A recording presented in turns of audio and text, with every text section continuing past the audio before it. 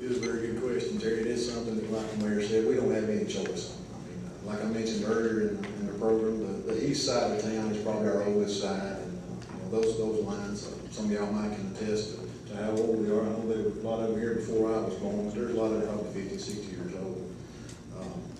Some of the equipment that we have, Bob, I think we just recently bought a new camera system so we can go in and inspect those lines and try to tell what kind of shape they're in.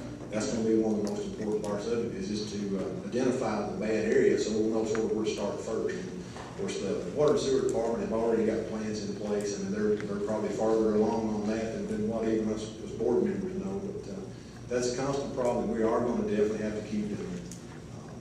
And once we get the east side of town done, we're going to have to keep moving our way back. And there'll be a board 20 years from now, probably back over on the east side. The way that we get those, I mean, you have to go through a grant process to get enough money to try to get that stuff done. Sewer projects, I know the county and the city have worked together on one project in the past, which basically got the county out of the sewer business, and I think that's where they wanted to be, was to eliminate that. The city took that over, but that is in the works constantly. The sewer guys are working on that every day, and there is a long-term plan out there, and if you come by City Hall, I'm sure anybody would be glad to show you that. And the way we do get that is manage our money, apply for as many grants as we can. I mean, there's a lot of money out there, and any money that the state's got on the table, we need to try to get it brought into the city as far. We're going to have closing statements now. We'll start in the same order. If the gentleman will come forward and their closing statements before we leave the evening.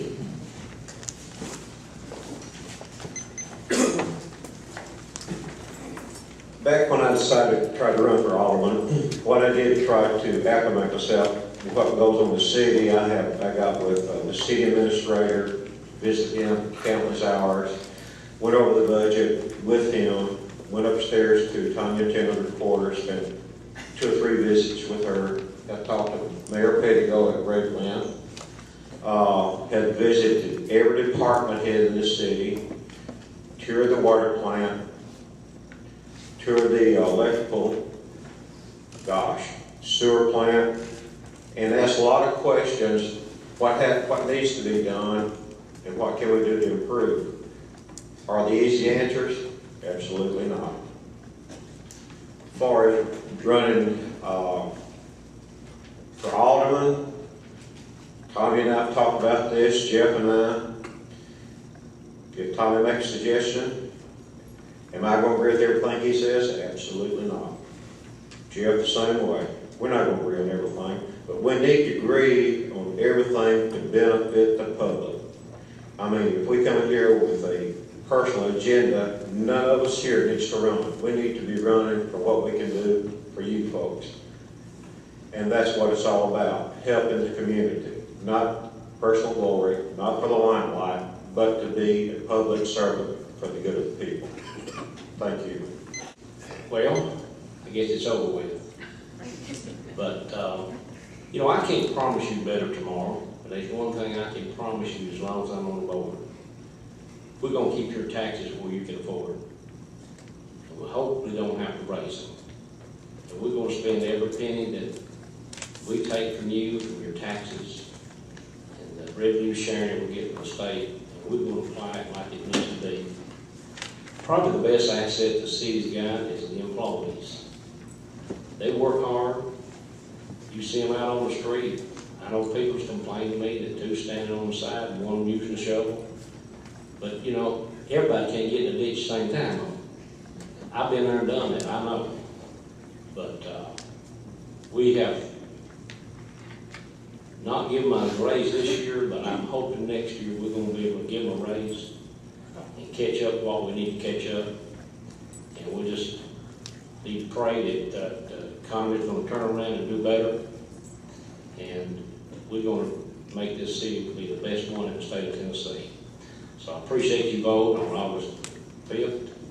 And I love you. Thank you. An alderman is one of the 7 leaders the people vote on to represent them in their local government.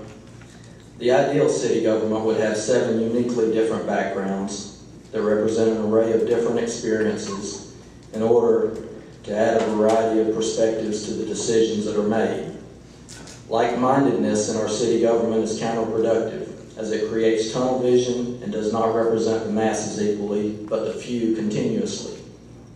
An alderman has the right to have an agenda, create a plan, lead a direction. They have in the course of a year 24 opportunities to advance that agenda, 96 opportunities over the course of a 4-year term. Showing up at meetings and just voting yes and no is not leadership. It's nothing more than following the leader. I can assure you that if I'm elected to City Council, I will press an agenda of internal growth through small local business and cottage industry creation. I will continuously work to revitalize the historical downtown district and complete the job that was started 12 years ago but was not finished. I will also focus on a youth initiative such as a skate park and bicycle venues so that our youth feel like they're a welcome part of our community. I will not just show up and vote yes or no, because doing so would be a waste of my time and this taxpayers' money. Thank you. The city deserves better. I'd like to thank y'all for coming out. You didn't have to come out tonight, but you did. I want to thank you for coming out and being with us. I want to thank the Expositor for their efforts tonight. Just a few things I'd like to really touch on that's a positive thing. We talked about the lights. That's going to be coming up pretty soon. We also have got some tornado sirens that are being put in place. How many of y'all know we have a GIS system as far as? The GIS system is where we've mapped the pipes and electrical lines and things of that nature. If we had not done that a few years ago, when you have a leak, you're just kind of digging in the dark. But because we've gone through this expenditure, we can get things done much better. Even gas lines are GIS mapped.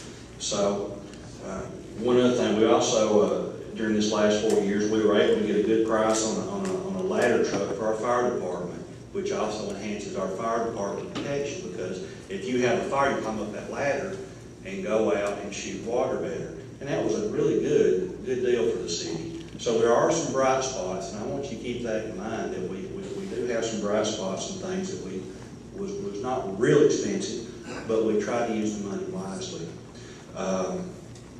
Again, I'm Bobby Officer, and I'm running for alderman, and I do appreciate your thought and consideration when you go to the polls. Thank you.